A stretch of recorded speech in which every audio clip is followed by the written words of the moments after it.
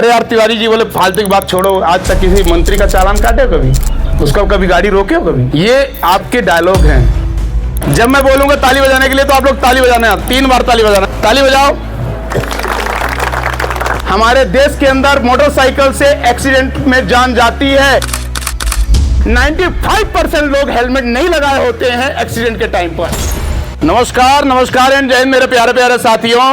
हम 2 पहिया वाहन चलाते समय हेलमेट का प्रयोग करते हैं अपनी सुरक्षा के लिए, ठीक है। पुलिस वाले हेलमेट नहीं लगाते साहब, ये पुलिस वाले जा रहे हैं हेलमेट लगा के जा रहे हैं ना, ये आपके एक्सक्यूजेस हैं। आपकी पुलिस वाले नहीं लगाते, दुर्घटना होगी तो उसकी क्षति कौन भुगतान करेगा? वही पुलिसकर्मी करेगा। आपका एक्सीडेंट हो रहा है, आप गिर रहे हो तो चोट, अगर आप हेलमेट लगाए हो तो चोट आपको नहीं लगेगी। हम दुनिया को ना देख के हम अपने आप को देखें, ठीक है। मैंने अभी आप लोगों को बताया है कि जो बीमा हमारी गाड़ी की कंपनी करती है जब हम नई गाड़ी लेते हैं, वो होता है 5 साल का थर्ड पार्टी का। तो थर्ड पार्टी बीमा होता क्या है? ग्रामीण क्षेत्र के लोगों की सबसे बड़ी समस्या है कि एक बार गाड़ी उठा लिए, एजेंसी वालों ने बता दिया कि बीमा है, तो वो 5 साल तक के लिए झांकते भी नहीं है। उस 5 साल के बीच में गाड़ी चोरी हो गई या गाड़ी दुर्घटनाग्रस्त हो गई तो फिर बीमा क्लेम के लिए बीमा कंपनी पहुंचते हैं। किसी व्यक्ति की गाड़ी 3 साल की हो गई, सुनिएगा ध्यान से सुनिएगा, 3 साल की गाड़ी हो गई, वो बीमा नहीं कराया, 1 साल फर्स्ट पार्टी होता है, उसके बाद रिन्यू कराना पड़ता है, तो फर्स्ट पार्टी की वैलिडिटी बढ़ती जाती है हर साल। पर वो तो सोच रहा है कि 5 साल का बीमा है, हमको कंपनी वाले ने बताया है। वो झांकने नहीं गया, किसी भी बीमा कंपनी के पास नहीं गया। प्रॉब्लम कब क्रिएट हो गई? जब एक्सीडेंट हो गया या गाड़ी चोरी हो गई। सबसे पहले वो गया थाने रिपोर्ट दर्ज कराने, जाके वहां कहता है कि साहब हमारी गाड़ी चोरी हो गई। ठीक है, रिपोर्ट भी लिख ली गई, पुलिस तहकीकात कर रही है, पतासाजी कर रही है चोर के बारे में। चोरों में क्या रहता है कि गिरोह बनाते हैं। वो पहले आपकी रेकी करेंगे, देखेंगे कि कहां आप कमजोरी कर रहे हो, लापरवाही कर रहे हो, वहां पर जहां चोरी करके बचने की संभावना ज्यादा रहती है वही चोर चोरी करता है, ठीक है। आप जब अवसर दे देते हो तो गाड़ी चोरी हो गई, अब उसमें पुलिस अपना काम कर रही है, मान लीजिए नहीं मिल पाई आपकी गाड़ी, तो पुलिस उस पर लिख के देती है कि हमारे द्वारा प्रयास जारी है पर अभी तक गाड़ी नहीं मिली।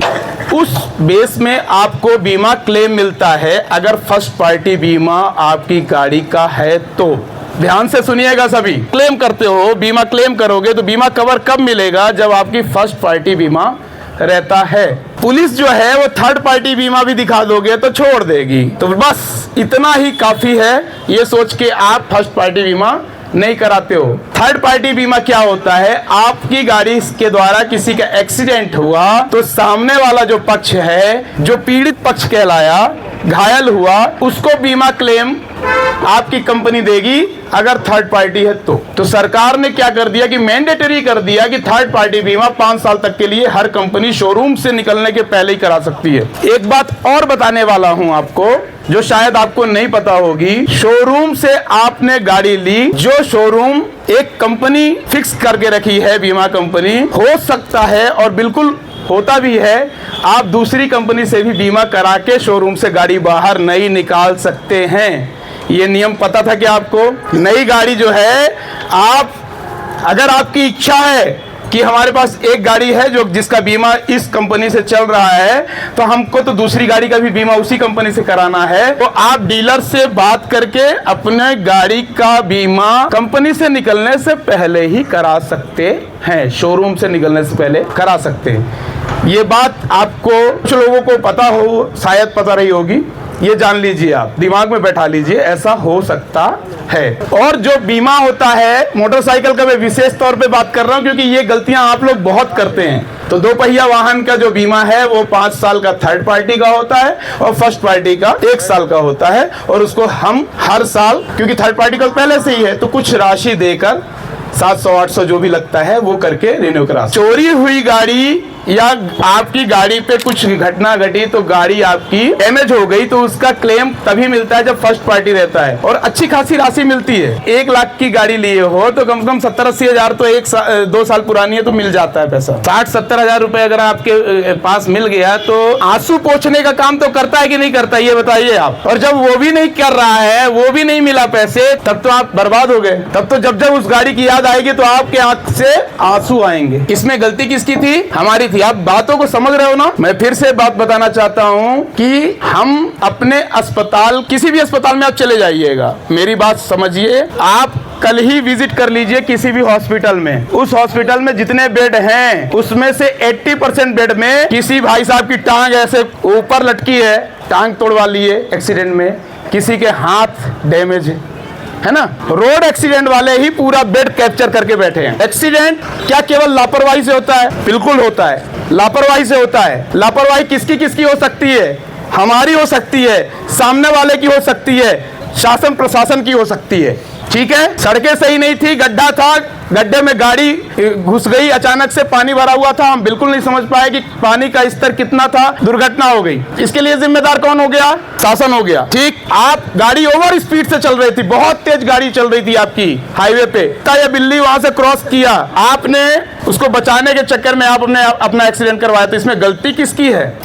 हमारी गलती। हमारी गलती है। क्यों? क्योंकि कुत्ता या बिल्ली प्रकट नहीं हो जाते कि ऐसे अचानक से, ऐसे बिल्कुल सड़क चीर के निकल गए, ऐसे अचानक निकलते हैं क्या यार? जब हमें इस सड़क पर चलने की आजादी है तो जो जीव जंतु हैं, जानवर हैं, उनको भी तो स्वतंत्रता है ना, वो भी तो आ जा सकते हैं। चलिए, ये तो नगरीय क्षेत्र है, लोकल बड़ी एरिया है, यहाँ पर कुछ व्यवस्थाएं हैं कि चलो मवेशियों को पकड़ के वहां रखा जा सकता है। लेकिन जो हाईवेज हैं, माननीय सर्वोच्च न्यायालय, भारत सरकार को, माननीय सर्वोच्च न्यायालय की एक समिति है जिसको रोड सेफ्टी अथॉरिटी कहते हैं, सड़क सुरक्षा समिति, उसकी रिपोर्ट के अनुसार प्रतिदिन हमारे देश में लगभग 470 लोगों की जान रोड एक्सीडेंट में जाती है और लगभग 11,000 एक्सीडेंट पर डे होते हैं। आप भी पेपर देखते हो, पढ़ते हो ना, एक्सीडेंट में कोई जान चली गई। महज एक खबर बस नहीं है दोस्त, आप अपने घर के जिम्मेदार हो। मेरी बात ध्यान दीजिएगा, नौकरी पेशा हो, आप अपनी मेहनत की कमाई ले आते हो तो आपका घर परिवार चलता है।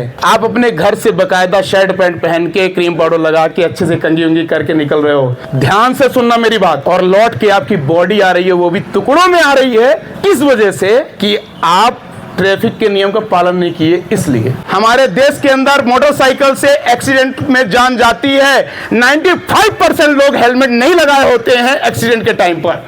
पूरे हम शहडोल संभाग की बात करें तो कई ब्लैक स्पॉट है जहां पर विगत 3 वर्षों में, 3 साल में कई लोगों की जान गई है।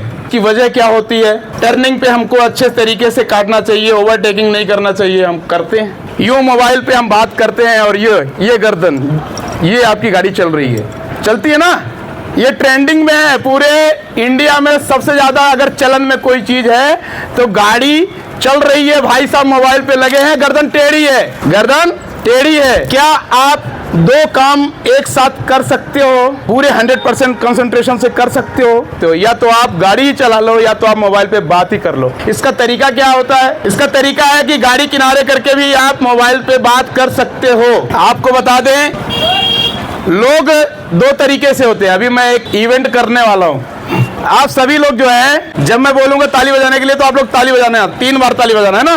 ताली बजाओ, ताली बजाओ।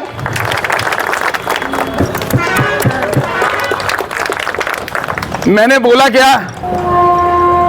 तीसरी बार मैंने बोला क्या? फिर भी आपने ताली बजाई। क्यों? क्योंकि मैंने बजाई थी। अब यहाँ ये स्पष्ट हो रहा है कि जो बोला जाता है उसको हम अनसुना कर देते हैं और जो हम देखते हैं उसका हम पालन करते हैं। अभी भी हमारा किसी का बचपना नहीं गया है। हम अपने बच्चों को सिखाते हैं, बेटा ऐसा नहीं करते, don't do this, no no no no no, bad habit बेटा, बैड हैबिट, बैड हैबिट बेटा। और उसके सामने हम वही गलती करते हैं तो वो तो अनुसरण करेगा ही भाई, वो तो अनुसरण करेगा ही। एक घर का बड़ा बेटा यदि मोटरसाइकिल लेके चला और बिना हेलमेट के जा रहा है तो उस घर का छोटा बेटा तो करेगा ही गलती। तो ये हमारी सबकी नैतिक जिम्मेदारी बनती है दोस्त कि हमें अच्छी आदतों को ले आना है। इस बात को आप समझ लीजिए और दिमाग में बैठा लीजिए कि जो हम गलती करते हैं वो हमारे बच्चे भी करते हैं, हमारे घर में भी करते हैं, हमारा समाज करता है। अरे यार तिवारी जी बोले फालतू की बात छोड़ो, आज तक किसी मंत्री का चालान काटे हो कभी? उसका कभी गाड़ी रोके हो कभी? ये आपके डायलॉग हैं। मंत्री जी की जान बची रहे या चली जाए उससे आपके जीवन में कुछ लेना देना है क्या? ठीक है, वो पदाधिकारी हैं, वो देश के शहर के लिए योगदान, विकास होगा, सब ठीक है। आपके व्यक्तिगत जीवन में कुछ प्रभाव हो रहा है क्या? लेकिन अगर आप चले जाते हो तो आपके परिवार पे क्या असर पड़ेगा उसका? अच्छाइयां देखिए किसी की, दूसरे की हमें क्या देखना है? अगर आगे बढ़ना है दोस्तों तो दो चीजें दिमाग में बैठा लो, दो चीजें दिमाग में बैठा लो कि सामने जो हमारे सामने है, जो दूसरा व्यक्ति है, उसकी अच्छाइयां देखना है और अपनी बुराइयां देखना है, तो आप सफल हो जाओगे और आप आगे बढ़ोगे। और जब आप दूसरे की बुराइयां देखते रहोगे और अपनी अच्छाइयां करते रहोगे तो आप आगे नहीं बढ़ पाओगे किसी भी क्षेत्र में। समझ रहे हैं? सुन रहे हैं उधर से कि नहीं? सुन रहे हो तो एक बार तालियां बजाइए, उधर से भी लोग, दुकान से भी।